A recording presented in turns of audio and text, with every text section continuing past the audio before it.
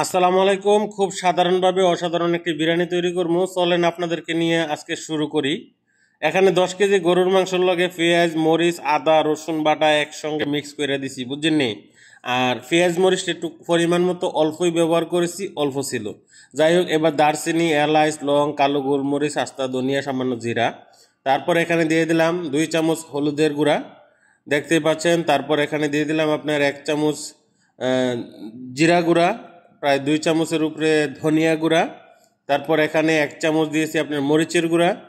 এবার আপনার এখানে ব্যবহার করব হাফ চামচ কালো গোলমরিচের গুঁড়া এবং 4 চামচ পরিমাণ বিরিয়ানি মশলা দিয়েছি, সামান্য পানি দিয়ে এবার এটাকে মিক্স করে নিলাম। এবার 2 পিস টমেটো দিয়ে দিলাম।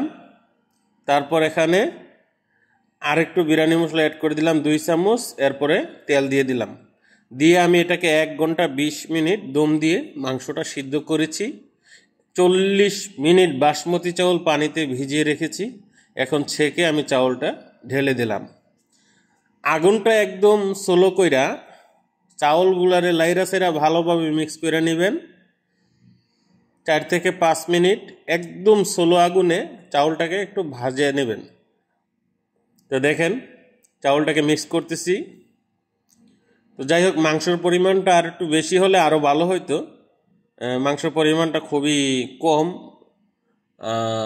যদিও এটা একটা ক্যাটারিংয়ের খাবার, প্রাইসের একটা ব্যাপার স্যাপার আছে। তো এখানে 10 কেজি মাংস দিয়েছি। তারপরে মোটামুটি খারাপ না, মাংসের পরিমাণটা মোটামুটি ভালোই হয়েছে। তো এইভাবে মাংসগুলো দিয়ে দেখেন, মাংসর সাইজটা একটু ছোট ছোট করে কাটা হয়েছে বিরিয়ানির মাঝে দেওয়ার জন্য।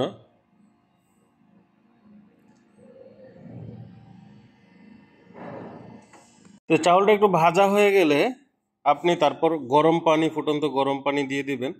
তো আমি চাউলটাকে প্রায় 5 মিনিটের মতন এইভাবে ভেজেছি, আগুনটা একদম স্লো করে দিয়ে, যাতে চাউলটা লেগে না যায়।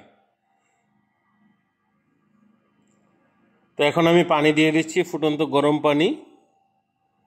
চাউলের 1 কেজি চাউলের জন্য 1.5 লিটার পানি প্রয়োজন হয়। তো সেই পরিমাণেই আমি পানি গরম করে নিয়েছি। এবার পানিটা দিয়ে দিলাম।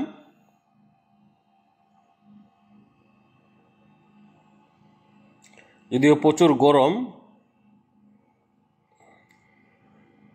তা আমি চাউলের মাপ অনুযায়ী এখানে পানিটা ব্যবহার করেছি। আপনার চাউল যদি 5 কেজি হয় তাহলে 7.5 কেজি পানি পড়বে, আর যদি 1 গ্লাস চাউল দেন তাহলে 1.5 গ্লাস পানি হবে, সেই অনুযায়ী আপনি দিবেন।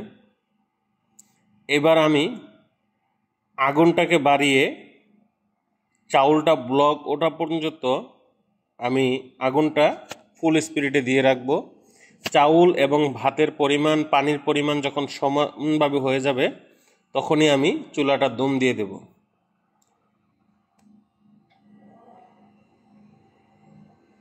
তো আমি এখন দেখেন ফুল স্পিডে আগুন জ্বালাই দিছি। যখন পানিটা কমে যাবে, চাউলের আর পানির ইয়াটা সমান সমান হয়ে যাবে, তখনই আমি চুলাটাকে দম দিয়ে দেব। এই যে দেখেন, তা আমি এখন এটাকে প্রায় 40 মিনিট দমে রেখে দেব।